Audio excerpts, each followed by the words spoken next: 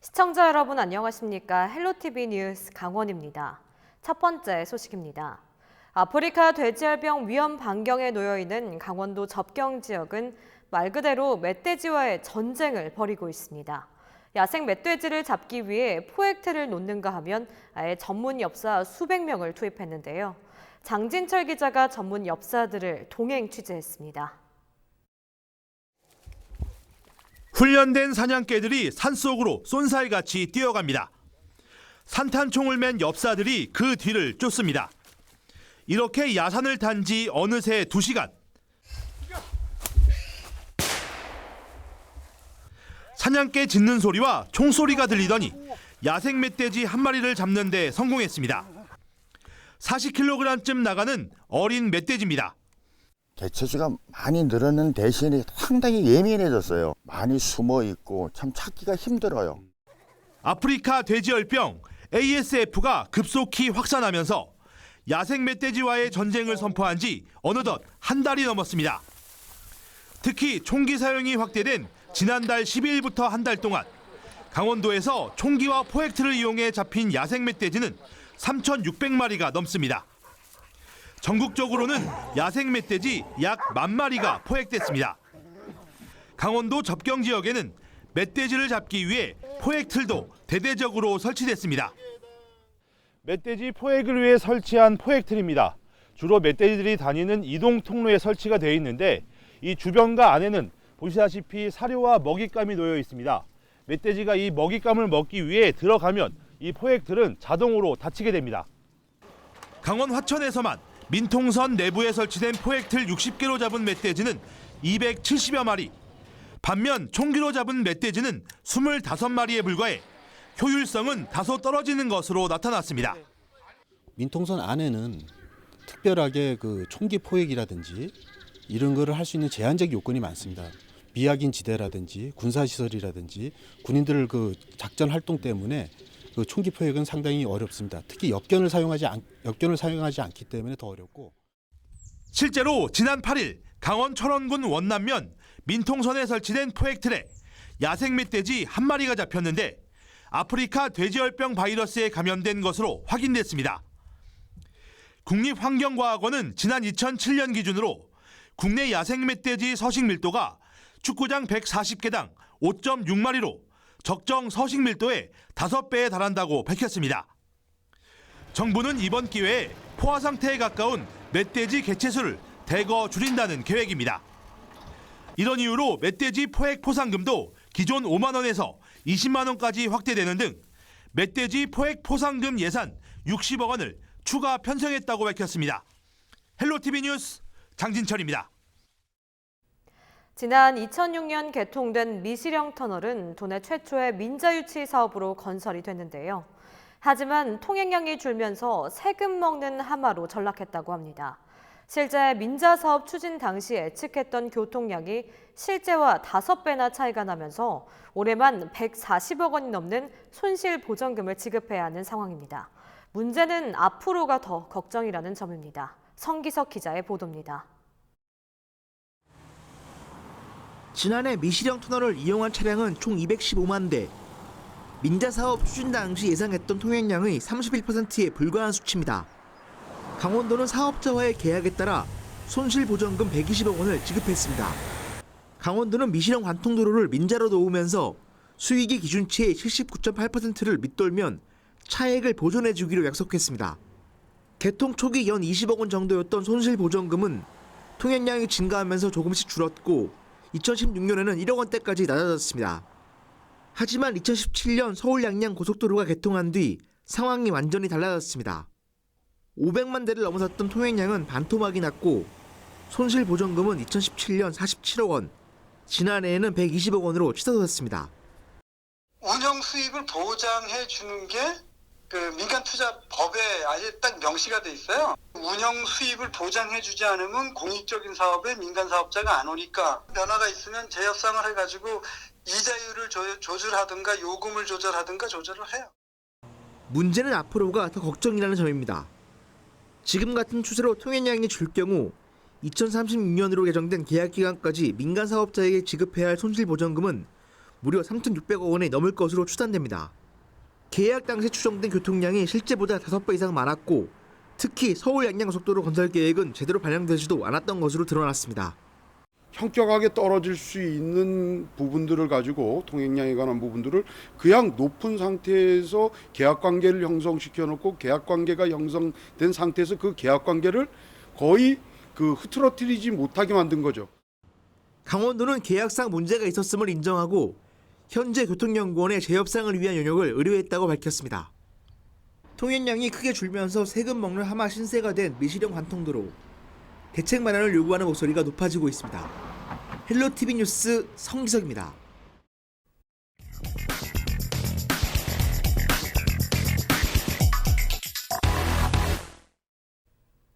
마치 전쟁이 난 듯 밤낮 없이 집 근처에서 폭격 소리가 난다면 어떨까요? 영월 상동 주민들에게는 40년 가까이 이어져 오고 있는 일상이라고 합니다. 최근 개별 소송 없이 군사시설 소음에 대한 피해를 배상받을 수 있는 이른바 군소음법이 국회를 통과했는데요. 수십 년째 고통받는 주민들에게 해결책이 될 수 있을까요? 현장 점검 360도 김선아 기자가 취재했습니다.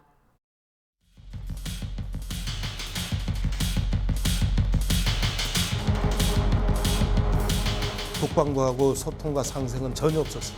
떨어뜨리고 그냥 샥 지나가요. 하도 이제 면역이 돼서 당연하죠.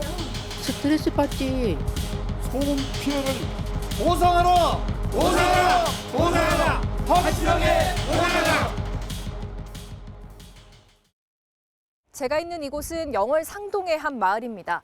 이곳에 사는 주민들은 수십 년째 군 사격장에서 나는 소음으로 피해를 보고 있다고 하는데요. 어떤 내용인지 주민들의 이야기를 들어보겠습니다.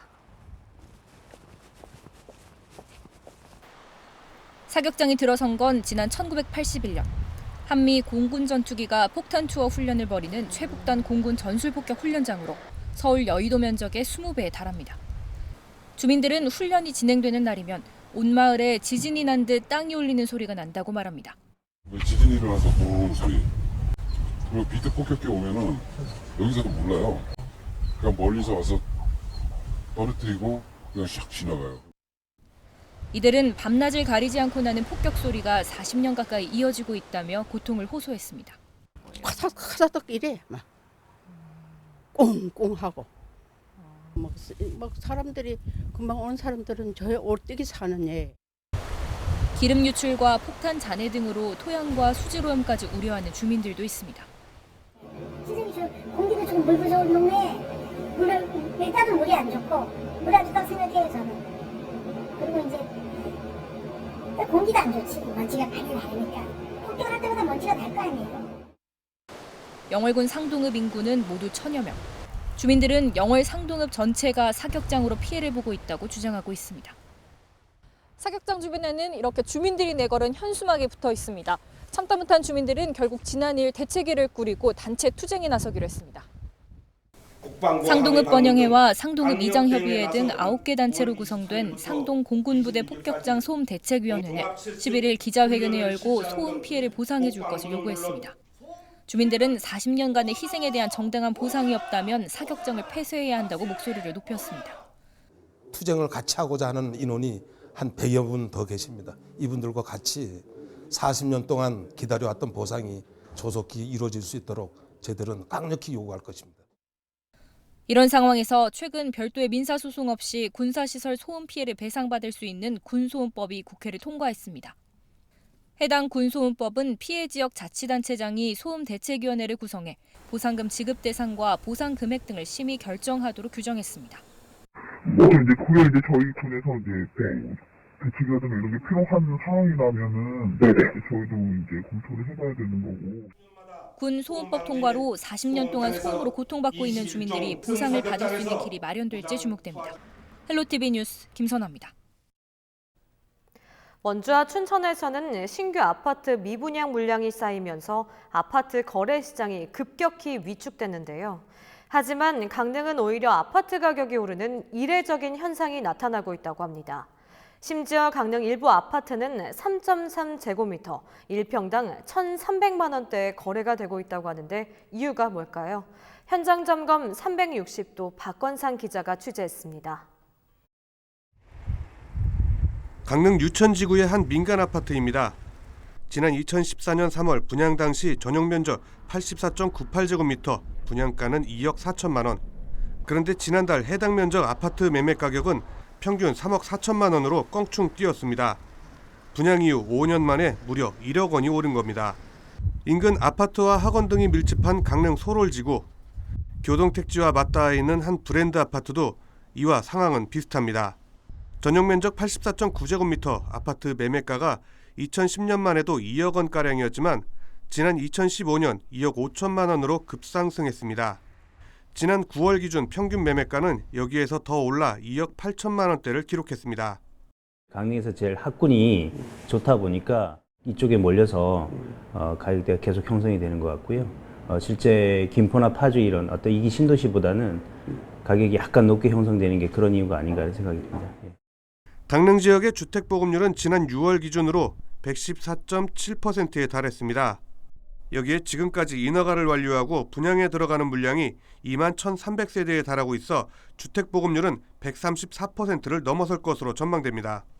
사정이 이렇다 보니 강릉시가 내년 8월까지 신규 아파트 사업 승인을 전면 제한하기로 했습니다. 강릉 지역 인구는 계속해서 감소 추세를 보이고 아파트 공급이 이어지면서 미분양 관리지역 지정까지 받았지만 아파트 가격은 좀처럼 떨어지지 않고 있습니다. 이유가 뭘까요? 10월 말 현재 강릉 지역 신규 아파트 미분양 물량은 500여 세대지만 대부분 주문진읍 등 외곽 지역으로 한정됩니다. 강릉 시내권 아파트 가격에 별다른 영향을 미치지 않는다는 겁니다. 외곽 지역의 영향으로 미분양으로 된 거지 시내 쪽에 신규 아파트라든가 학군이 좋고 그런 경우에는 오히려 가격이 상승해서 지역 부동산 업계는 강릉 지역 아파트값 고공행진이 외지 투자 수요에 따른 현상으로 보고 있습니다. 실제 한국감정원이 지난 3월부터 9월까지 강릉 지역 매입 현황을 분석한 자료를 보면 서울 등 강원도 외 거주민들이 매월 적게는 19.8%에서 많게는 28.7%까지 기록했습니다. 강릉 지역 외지인 아파트 매입 비중이 춘천, 원주보다 많게는 10% 이상 높은 상황입니다. 수요의 외부 투자까지 눌리면서 쏟아지는 신규 물량을 소화하고 기존 아파트값 상승까지 부추기는 것으로 부동산 업계는 분석했습니다. 자연경관, 특히 요즘에 워라벨이라든가 이런 거 여가를 중시하는 문화가 생겼기 때문에 아무래도 강릉이 좀 뜨지 않는가. 동해안이 자연경관이 워낙 좋기 때문에. 여기에 강릉 화력발전소 건설과 남강릉 IC 인근 물류단지 유치까지 개발 호재가 이어질 전망이어서 강릉 지역 부동산 시장은 당분간 이 같은 추세를 유지할 것으로 전망됩니다. 강릉 자체가 그 관광으로서의 먹거리도 있고 그 강릉 중소산업단지도 있고 화력발전소도 있고 여러 가지 그 주요한 그 관광이라든지 일자리들이 조금 그래도 밀집되어 있잖아요. 그런 부분 때문에 그나마 그 주변에서 제일 안정적인 지역이 강릉인 것 같아요. KTX 개통으로 수도권과 한층 가까워진 강릉. 탁월한 바다 조망권과 교통망 개선으로 외지인들의 투자가 강릉으로 이어지면서 아파트 과잉 공급 속에서도 가격 상승 현상이 뚜렷해지고 있습니다. 헬로티비 뉴스 박건상입니다. 군부대 담벽에 가로막혀 수십 년 개발이 멈춘 원주 북부권의 획기적 변화가 기대됩니다.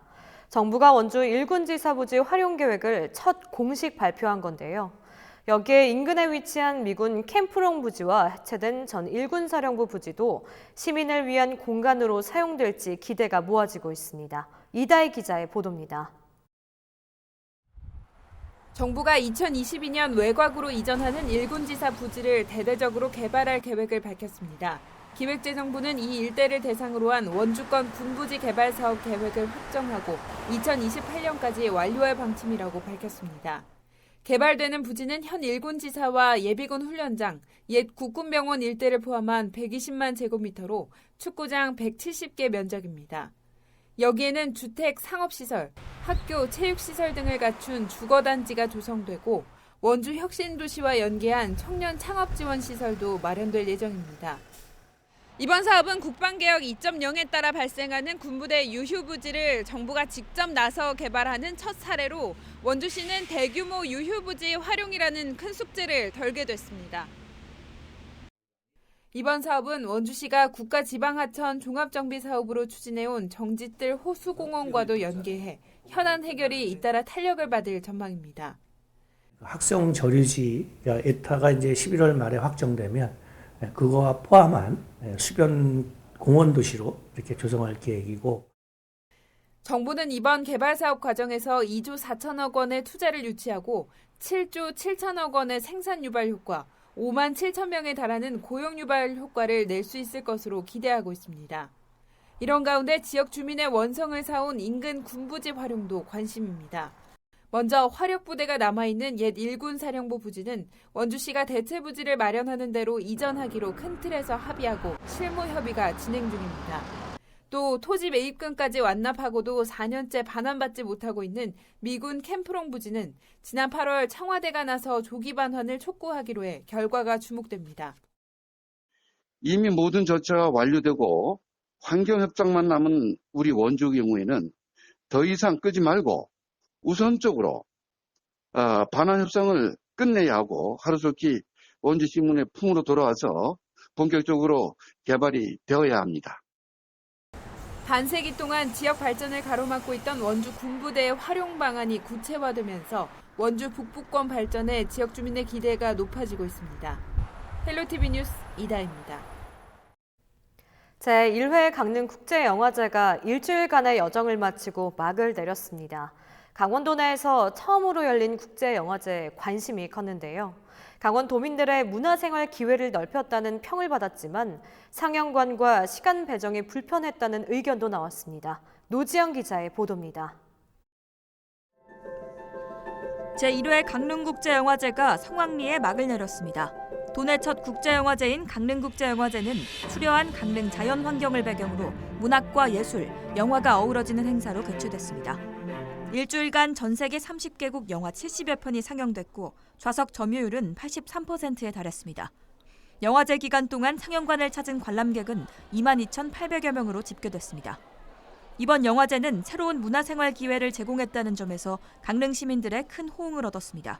다른 전주나 부산을 갔었는데 강릉에서 가기에 너무 멀어서 사실 부담이 컸었는데 이번에 강릉에서 열리게 돼서 집에서 아주 편하게 또 국제 포럼을 통해 해외 국제영화제 관계자들이 영화의 미래를 이야기하는 자리를 마련했고 스페셜 콘서트와 한국영화 100주년 기념행사 등도 영화제를 빛낸 매력적인 요소로 꼽혔습니다.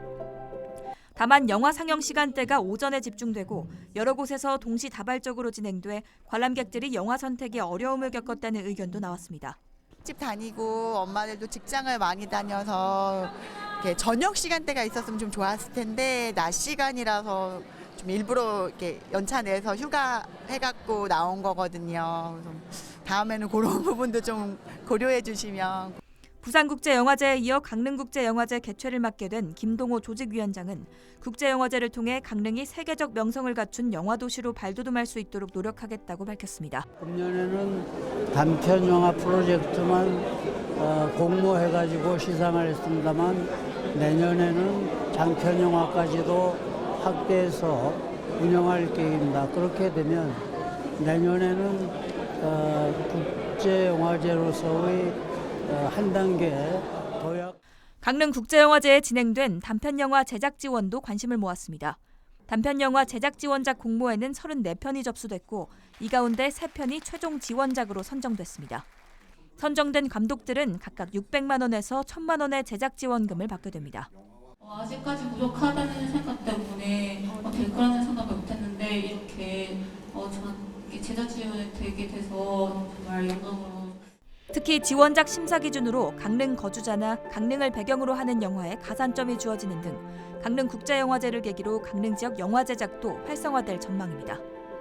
이번에 선정된 단편 영화는 내년 강릉국제영화제 월드 프리미어 상영작으로 만나볼 수 있습니다. 헬로티비 뉴스 노지영입니다.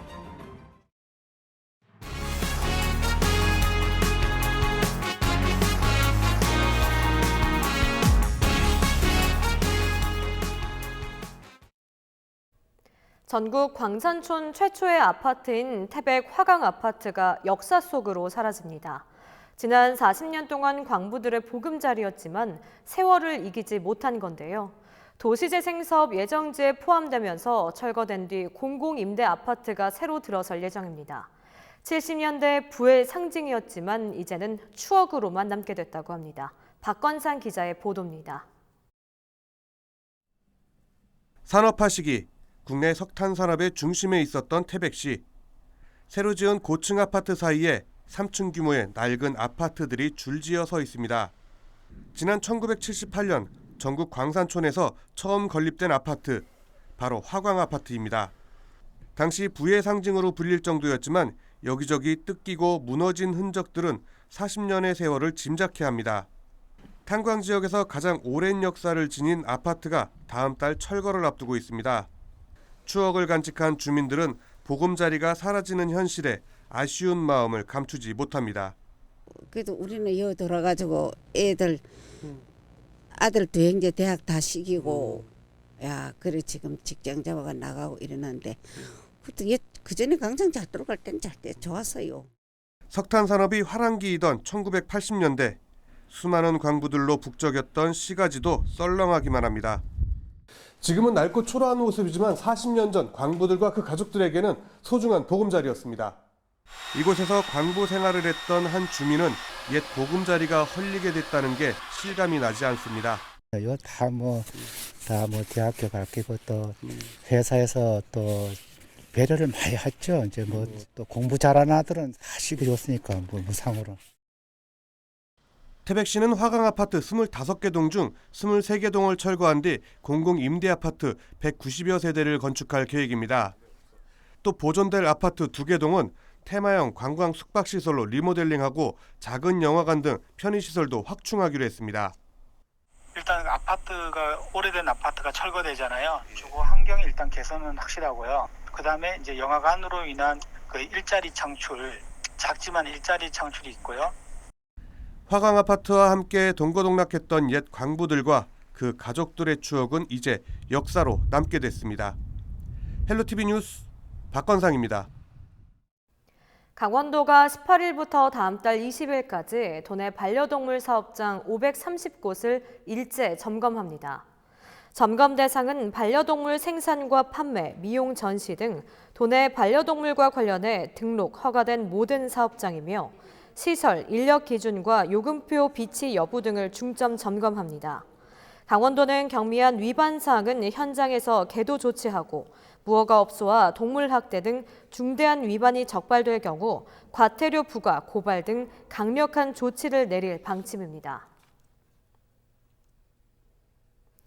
춘천시가 시청광장에 야외 스케이트장을 조성해 다음 달 20일부터 내년 1월 말까지 운영한다고 밝혔습니다. 이를 위해 약 5천만 원을 들여 900제곱미터 규모의 아이스링크와 야간 조명, 이벤트 존 등을 설치할 계획입니다.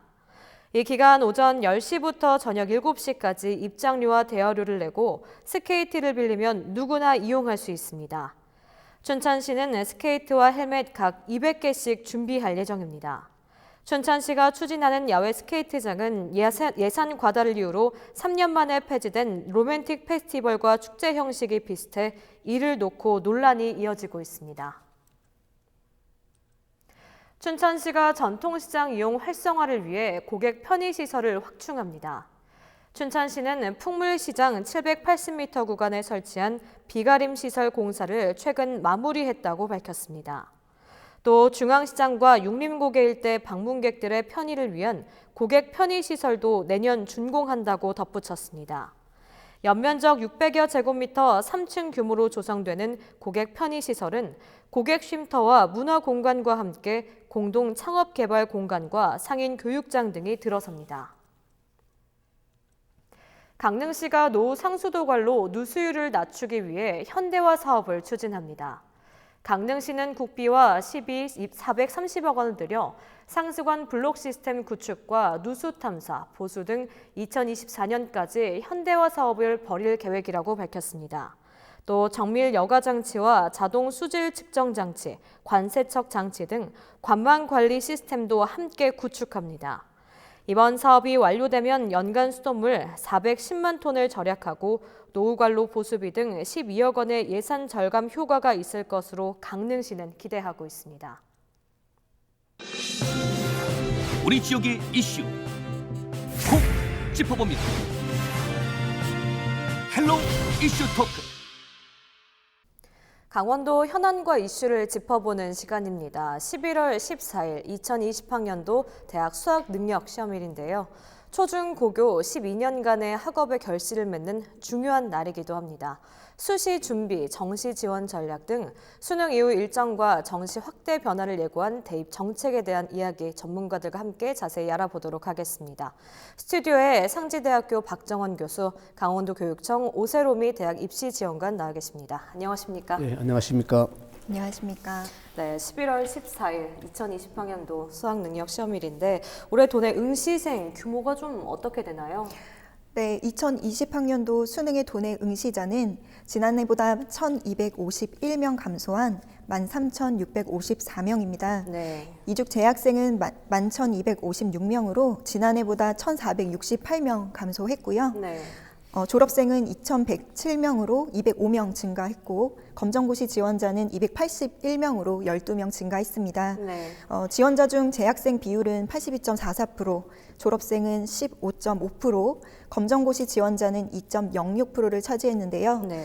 학생 수 감소로 인해 작년에 비해 재학생이 다소 줄어들고 졸업생 응시자가 늘어난 것이 특징입니다. 네, 수능 시험 일정 다시 한번 좀 정리를 해주시죠. 네, 알겠습니다.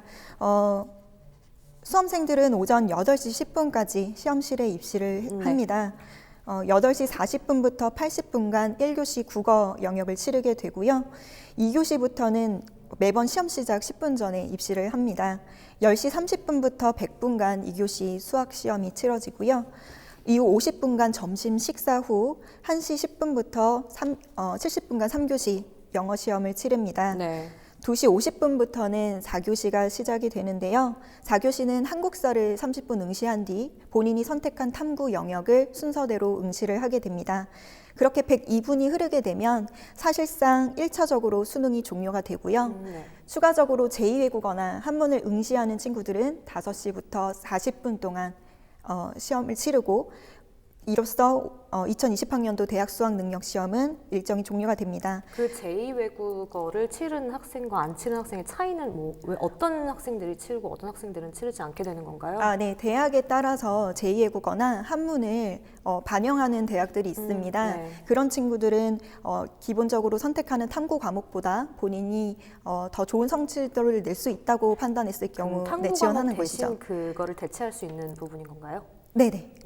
같이 지원을 해서 탐구도 응시를 하고 제2외국어 한문도 응시를 해서 더 좋은 성적을 가져가는 방식입니다. 시험이 종료되면 한국교육과정평가원에서 정답을 바로 공개를 합니다. 네. 그러면 11월 18일 월요일까지 5일간 문제 및 정답 이의 신청 기간이 있고요. 11월 25일 정답이 확정되면 12월 4일 수요일에 비로소 성적이 고지됩니다.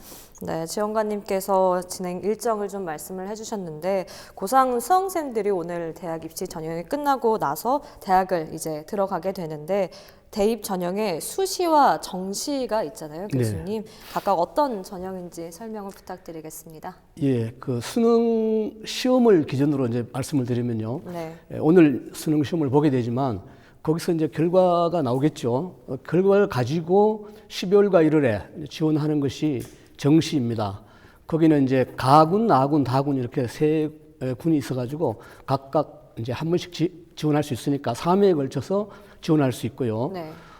이 지원에서는 이제 주로 수능 점수가 기준으로 이제 경쟁을 하게 되는 거고요. 네. 그다음에 수시는 수능 시험 이전에 이미 9월에 지원을 했습니다. 총 6번에 걸쳐서 지원할 수 있고 여기에는 이제 학생부 교과 성적이라든가 또는 서류 평가, 면접 이런 것을 통해서 이제 학생들을 선발을 하게 되고 그 외에도 논술이나 실기와 같은 다양한 요소가 있어가지고 이제 본인의 장점을 가지고 지원할 수 있는 이제 그런 방식이 수시라고 할 수 있겠습니다. 네, 뭐 도내 학생들의 경우 대부분 수시로 입학을 좀 하고 있다고 들었는데 도내 대학들의 이제 수시, 정시 모집 비율이 좀 어떻게 되는지 정리를 해주시죠, 교수님. 예, 2020학년도 입시에서는 이제 도내 4년제 일반 대학이 9개가 있는데요. 여기에 학생 모집 정원이 16,721명입니다. 이 중에 약 79.7% 그러니까 80%인 13,327명을 수시로 선발을 합니다. 네. 약 80%가 그러니까 대부분이 이제 수시로 들어간다는 얘기고요. 네. 전문대학도 이제 8개가 있는데요. 여기도 이제 4,655명을 모집하고 있는데 여기도 비율이 비슷하게 수시에 80% 많은 정도. 예, 네. 무게를 두고 있습니다. 네, 수능 이후 바로 수시 면접이 시작이 되잖아요. 수시 면접 전략에 대해서 좀 알아보도록 하겠습니다. 우리 친구들은 좀 면접 준비를 어떻게 하고 있나요? 네. 당장 내일 모레인 16일에도 강릉원주대, 그다음에 강원대 춘천 캠퍼스, 국민대, 성신여대, 인하대 등 강원도 학생들이 많이 지원하는 대학들의 면접이 실시될 예정입니다. 네. 대입 면접 유형은 평가 도구에 따라서 서류 기반 면접과 재심문 면접으로 나뉠 수 있는데요. 서류 기반 면접은 학생부 종합 전형에서 주로 활용하는 방식으로 지원자들이 제출한 학교생활기록부와 자기소개서 등의 평가 서류를 기반으로 질문을 하는 면접입니다. 네. 따라서 지원자의 활동의 진위 여부를 파악하기 위한 질문들이 주가 되는데요. 예를 들어 지원자가 학교생활기록부에 미국과 중국의 무역 분쟁에 대한 주제를 가지고 사회 수업 시간에 발표를 했다라는 기록이 있었을 때 그 내용에 대해서 한번 설명해봐라. 네. 이렇게 질문을 할 수 있는 것이죠. 네. 그 다음에 이런 문제에 대응하기 위해서는 당연히 본인이 제출한 자기소개서와 학생부의 내용을 철저히 숙지하는 것이 가장 기본입니다. 네. 또한 기록되어 있는 내용을 근거로 해서 전공과 관련된 질문들을 해볼 수도 있어요. 아까 예시를 들었던 걸 다시 활용해 보자면, 그렇다면 중국과 미국의 무역 분쟁이 우리나라 경제에 어떤 영향을 끼칠 거라고 생각합니까? 라는 질문을 경제학과에 지원한 학생한테도 해볼 수 있습니다. 네. 따라서 지원자들은 본인 했던 활동의 사실 내용만 파악할 것이 아니라 그 활동들이 어떤 의미가 있었으며 그 활동이 향후 전공을 수행하는 데 있어서 어떤 영향을 끼칠 거라고 생각하는지까지 준비하시면 좋습니다. 네. 보통 이러한 질문들은 고교 활동의 계기, 활동 내용, 그 안에서의 지원자의 역할, 그리고 결과와 의미, 이런 순서대로 질문을 하기 때문에 우리 강원도 학생들 역시도 이 패턴에 맞춰서 모의 면접들을 진행하는 것이 필요합니다. 두 번째로 재심문 기반 면접이 있는데요. 말 그대로 대학에서 자체 출제한 문항에 대해서 답변하는 방식입니다. 재심문 기반 면접을 하는 대학은 대표적으로 서울대학교 일반 전형, 고려대학교 학교 추천, 그다음에 경희대학교 네오르네상스 전형이 있습니다. 네. 유의할 점은 재심문의 형식과 응답 시간 그리고 숙고 시간이 대학마다 제각각이라는 점입니다. 그럼 그 면접장에서 그 시험 문제를 바로 받아봐서 저희가 그 친구들이 진행을 하는 방식으로 이루어지는 건가요? 네, 맞습니다. 다행히 대학교에서는 미리 전년도 기출문제들과 출제 의도들을 공개하고 있기 때문에 기출문제를 통해 해당 전형의 재심문 특성을 미리 파악하고 실제로 재심문 숙고 시간, 응답 시간에 맞춰서 내용을 구성하고 답변하는 연습을 해야 합니다. 우리 친구들이 면접 연습을 처음 할 때 가장 아쉬운 부분들이 제공된 면접 시간을 충분히 활용하지 못한다는 것인데요. 네. 예를 들어 10분을 주면 1분을 쓰지 못하는 경우들이 많습니다. 네. 그렇기 때문에 보통 재심문의 내용들이 대시문에서 나와 있는 상황들을 분석하고 거기에 대한 생각을 답변하는 방식입니다. 이에 따른 주장, 본인의 근거, 사례를 풍부하게 들어서 답변하는 연습이 필요합니다. 강원도교육청 진로진학센터에서 도내 학생들의 면접 준비를 돕기 위해 11월 16일 원주, 춘천, 강릉 세 권역에서 대학 입시 지원관들과 도내 선생님들이 함께 재시문 기반 모의 면접 프로그램을 운영하게 됩니다. 네.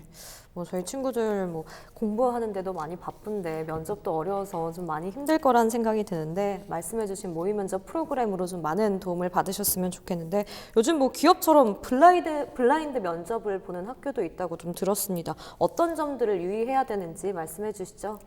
네, 대입에서 블라인드 면접은 지원자의 수험번호, 성명, 출신고교 등을 밝히지 않고 진행을 하게 됩니다. 네. 따라서 블라인드 면접을 진행하기 전처럼 교복을 착용하고 가는 것을 금지하거나 착용하고 왔을 경우에 가운을 입혀서 면접에 응시하게 하는 학교들이 대부분입니다. 네. 수험번호가 아닌 가번호를 따로 부여해서 면접이 진행이 되고요. 본인의 어떤 신상뿐만이 아니라 부모님의 성함과 직업, 그리고 사회적 위치를 유추할 수 있는 표현들도 지향하게끔 되어 있습니다. 네. 우리 강원도 학생들은 면접을 준비하는 과정에서 간단한 자기소개를 준비하게 되는데요. 본인도 모르게 자기는 누구누구다라고 이름을 밝히는 친구들이 많이 있어요. 그래서 애초에 면접 준비 과정에서부터 유의를 하면 좋을 것 같습니다. 되면 도내 대학들의 경우 신입생을 확보하는 좀 어려움이 많다고 들었습니다. 왜 이런 상황이 좀 발생하게 되는 건지 설명을 해주시죠, 교수님. 예, 일단 수시에 합격하게 되면은 이제 그래서 등록을 하게 되면 정시에 다시 지원할 수가 없습니다. 그러니까 네. 지역에 있는 대학들은 수시에 많은 인원을 확보해 놓는 것이 신입생 충원에 절대적으로 유리한 전략이 되는 거거든요. 네. 예, 그래서 이제 수도권 대학들은 사실은 여러 가지 그 교육 외적인 여건이 좋기 때문에 문화적인 여건이라든가 사회적인 여건이 좋기 때문에 신입생을 모집하는 데 유리한 조건 속에 있고 지역 대학들은 그렇지 않기 때문에 수시 모집을 많이 활용을 해왔습니다. 만약에 이제 정시를 다 확대시키라 이렇게 되면은 지역의 대학들은 아무래도 상당한 정도로 이제 타격을 받을 수밖에 없는데요. 유원회 장관께서는 아마 아까 제가 말씀드렸던 15개 정도의 대학에 초점을 맞추고 있는 것으로 보이기 때문에 구체적인 안이 나와봐야지 다시 또 생각을 해볼 수 있겠습니다. 네, 이제 정시 준비에 대한 이야기를 좀 나눠볼까 하는데요. 정신 이후에 좀 어떻게 진행이 되는지 순차적으로 설명을 해주시죠, 지원관님. 네, 정시는 모집군별로 지원을 하게 됩니다. 모집군은 가군, 나군, 다군 총 3개 군으로 되어 있고요. 4년제 대학 기준 군별로 1회씩 총 3회 지원할 수 있게 됩니다. 네. 정시 원서 접수는 올해 크리스마스 다음 날인 12월 26일부터 31일까지 총 6일 중에 대학별로 3일 이상 기간을 정해 실시합니다. 따라서 대학에 따라 접수 마감 시간이 다르기 때문에 홈페이지를 통해 꼭 확인하셔야 됩니다. 1월달 모집군별 전형 기간을 거친 후에 정시 모집 최초 합격자 발표는 2020년 2월 4일까지 대학별로 진행됩니다. 네, 정시 원서를 쓸 때 저희 때도 그랬고 이 친구들이 어떤 대학을 선택을 해야 될지 전공이 중요한지 학교가 중요한지 잘 모르는 친구들도 많잖아요. 어떤 기준으로 좀 선택하는 게 좋을지 말씀을 해주시죠. 네, 올해 수시 모집에서 77.3%를 선발했습니다. 또한 수능이 한 번의 시험으로 모든 것이 결정이 그쵸. 난다는 그런 부담감 때문에 네. 학생들이 대부분 수능에 올인하기보다는 수시를 목표로 준비했을 겁니다. 이 학생들이 만약 정시까지 왔다면 수시에서 6회 탈락의 고배를 마셨던 친구들도 있을 건데요. 이러하다 보니 정시에서 지원할 수 있는 대학은 아무래도 수시 때 목표로 했던 대학보다는 다소 만족스럽지 않을 수 있습니다. 정시에서 본인 성적이 갈 수 있는 대학을 상담하다 보면 우리 친구들이 처음 들어보는 생소한 지방의 대학들도 많이 나올 텐데요. 이럴 때일수록 지혜롭게 지원할 대학을 선택을 해야 합니다. 먼저 추천하는 방법은 대학 자체의 인지도보다는 학과의 전망을 보고 지원하는 방법이 있습니다. 네. 사실 우리 강원도 친구들이 갖고 있는 대학의 인지도라는 것도 참 주관적인데요. 서울을 소재권이거나 아니면 본인의 친인척이 아는 대학 요 정도 수준이더라고요. 네. 그래서 그런 것보다는 두 번째로 지역 소재 대학 출신자를 선발하는 기업의 지역 인재 채용 전형을 고려하는 것도 추천합니다. 저는 학생들이 본인이 지원하는 대학 소재지에 전공과 관련된 기업이나 산업단지가 형성되어 있는지 파악해 보라고 제안을 하는데요. 실제 상담했던 학생 중에 본인은 원주에 들어와 있는 공단에 취업하기 위해서 강원도 내 대학에 진학하겠다는 학생이 있었습니다. 반드시 강원도 소재에 있는 대학을 진학해야만 합격할 수 있는 것은 아니지만 네. 우대 조건에 있기 때문에 아이들이 활용하려고 하는 친구들이 있습니다. 대학에 진학해서도 대학마다 학생들의 인턴십과 채용 정보를 제공하는 취업센터가 있는데요. 지역 특제 공고를 미리 파악하고 1, 2학년 때 미리 준비해서 졸업반 때 비교적 낮은 스펙으로도 공기업에 취업하는 사례들도 있습니다. 또한 대학에서 다전공을 독려하는 분위기이기 때문에 네. 처음부터 인기 학과들을 노리는 것보다 전략적으로 본인이 성적에 맞는 학과들을 선택해서 이후에 진학 후 옮기는 방법들도 있습니다. 네, 지원관님이 말씀해 주신 대로 좀 전략적으로 해서 친구들이 맞는 전공과 대학을 선택했으면 좋겠습니다. 뭐 사실 방금 교수님께서 말씀해 주신 것처럼 대입 제도에 대한 불신이 좀 사실 높을 수밖에 없는 지금 현실인 것 같은데 좀 그러면 공정성 확보를 위해서 좀 어떠한 노력들이 필요해야 될지 말씀을 해 주시죠. 네, 우리가 얼핏 생각하면은 시험 성적만으로 학생을 선발하면 제일 공정한 것처럼 보이죠. 네. 근데 시험 성적이 형성되는 과정을 이렇게 뜯어보면은 큰 문제가 하나 발견되거든요. 뭐냐 하면은 바로 부모의 재력이 학생의 이제 시험 성적에 큰 영향을 미치게 돼서 결국 이제 부잣집 자녀들이 비싼 사교육을 받고 그래서 성적이 좋아져서 좋은 대학에 가고 졸업 후에 좋은 일자리를 독점하게 되고 가난한 집 자녀들은 반대로 이제 가난을 되물림하게 되는 이런 구조적인 문제를 낳고 있는 거거든요.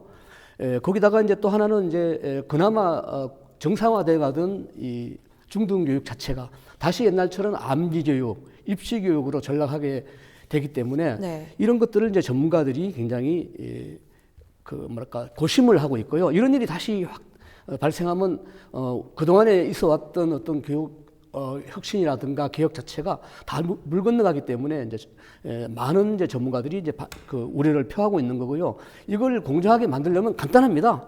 입시비를 중요한 민생 사범으로 쳐가지고 음불에 쳐가면 되는 겁니다. 네, 뭐 수시 면접 뭐 준비부터 대학 등록까지 다양한 이야기를 좀 들어봤는데 참 입시 제도가 너무나 많이 바뀌는 게 아닌가라는 생각을 좀 했습니다.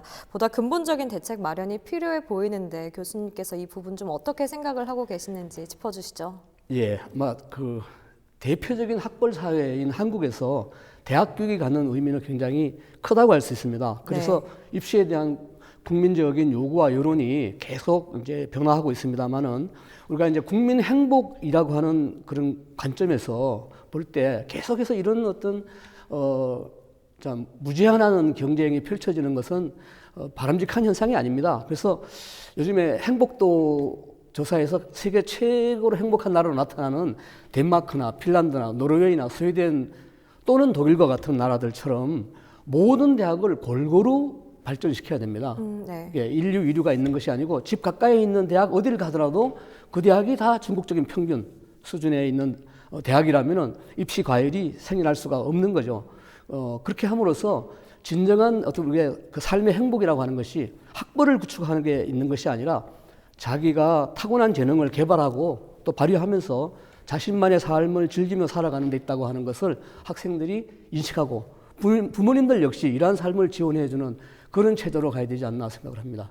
네, 우리 친구들도 꼭 교수님의 말씀을 좀 새겨들었으면 좋겠는데 오늘 하루를 위해서 이 친구들이 열심히 준비를 했는데 이제 수험생들에게 대입 지원관으로서 응원 한 말씀 부탁드릴게요. 네, 주어진 환경에서 최선을 다하는 강원도 학생들을 참 많이 만나왔습니다. 대입의 결과가 이러한 여러분들의 가치를 결정할 수 없습니다. 원하는 대학에 합격했든 합격하지 못했던 결과보다는 과정에서 배움이 더 컸기를 바랍니다. 유정의 미를 거둘 수 있도록 저희 강원도교육청 대학 입시 지원관들도 최선을 다해 돕도록 하겠습니다. 모두 수고하셨습니다. 네, 끝으로 교수님도 우리 수험생들을 위해서 응원 한 말씀 부탁드릴게요. 예, 아주 대학 입시를 위해서 우리 학생들이 먼 길을 달려왔는데 좋은 결과가 있기를 바라고 또 인생이 또 그로 인해서 새로운 길이 열리면서 좀 자신만의 가치를 찾아가는 그런 삶이 열리게 됐으면 좋겠습니다. 학부모 여러분들도 수고 많으셨습니다. 네, 헬로 이슈 토크 오늘은 2020학년도 수능과 대입 정책 변화에 대한 이야기 나눠봤는데요. 수험생 여러분 끝까지 힘내시기를 바라겠습니다. 지금까지 상지대학교 박정원 교수, 강원도교육청 오세롬이 대학 입시지원관과 함께 이야기 나눠봤습니다. 두 분 오늘 말씀 감사합니다. 네.